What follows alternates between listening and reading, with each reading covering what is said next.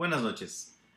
Hoy trataremos un tema de un padecimiento cuya frecuencia pues es bastante variable y que en estas épocas vamos a empezar a tener un repunte precisamente de este padecimiento, ya que cada año más o menos en esta temporada es cuando vemos más casos del mismo. Estoy hablando del herpes zóster o también conocido comúnmente como culebrilla.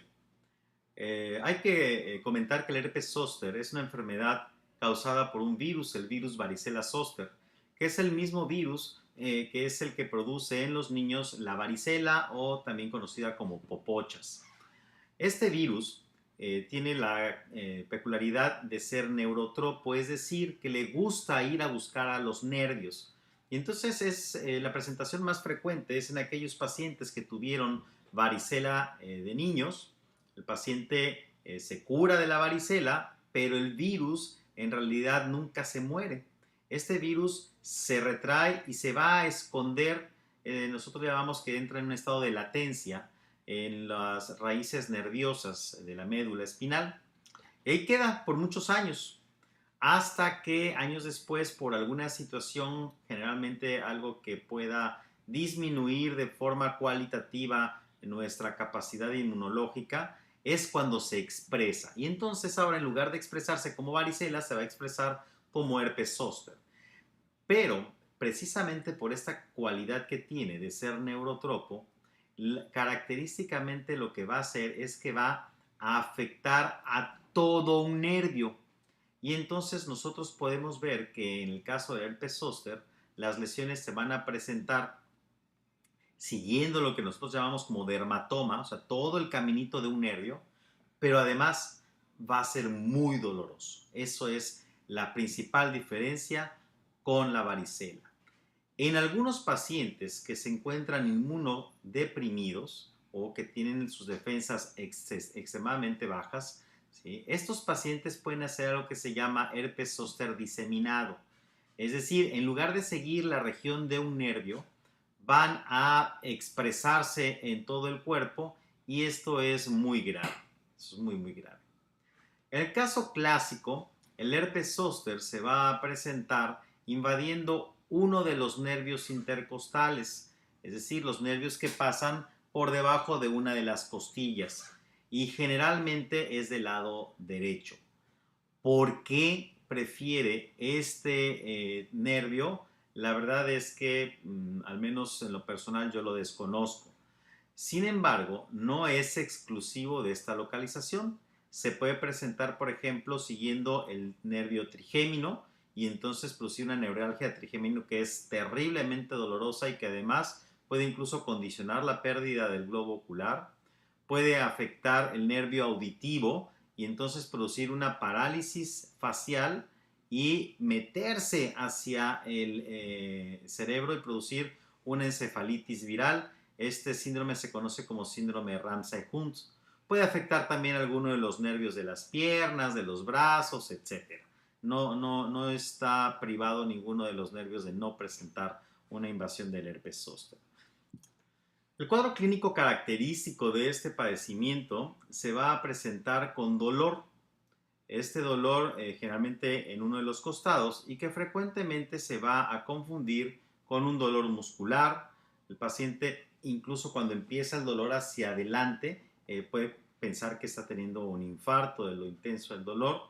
Y a las 24 o 48 horas de haber empezado con el dolor, pueden aparecer unas lesiones rojas, unos puntitos rojos en todo el camino de la costilla. Y en ocasiones también se puede presentar en esos momentos una sensación de ardores, de quemazón, ¿sí? Posteriormente, estas lesiones rojas se van a evolucionar hacia unas vesículas, que son como unas vejiguitas llenas de líquido que en algunos textos se describen como gotas de rocío sobre un pétalo de rosa, muy, muy poéticamente en los textos médicos. Estas lesiones van a abarcar también todo el recorrido del nervio y entonces se va a presentar una sensación dolorosa muy intensa. Además, acompañada, repito, de ardor, sensación de quemazón el paciente no tolera ni siquiera el roce de la ropa de cama y acude inmediatamente con nosotros. Si el paciente no se trata, el cuadro va a revertir más o menos en los siguientes 10 a 14 días. Sin embargo, aunque desaparezcan las lesiones, va a quedar una neuropatía, es decir, una disfunción del nervio que producirá dolor y disminución o alteración de la sensibilidad frecuentemente para siempre.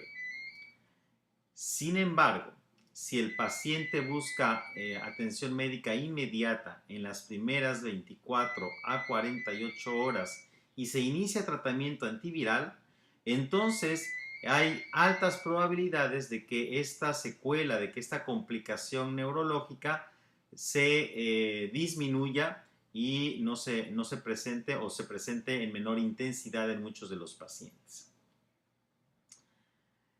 El herpes zóster es una enfermedad prevenible por vacunación.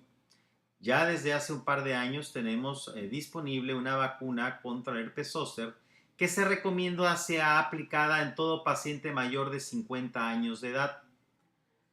En aquellas personas que no han tenido herpes zóster nunca, protege hasta en un 70% de probabilidades de aparecer la enfermedad. Y el 30% restante en aquellos que sí se presenta la enfermedad, esta se presentará de una forma más leve.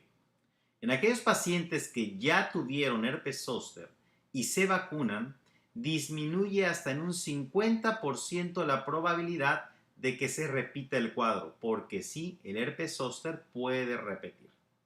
Entonces, pues una de las invitaciones aquí será a vacunarse. Todo paciente mayor de 50 años, es una aplicación única, no requiere, al menos hasta el momento, una revacunación.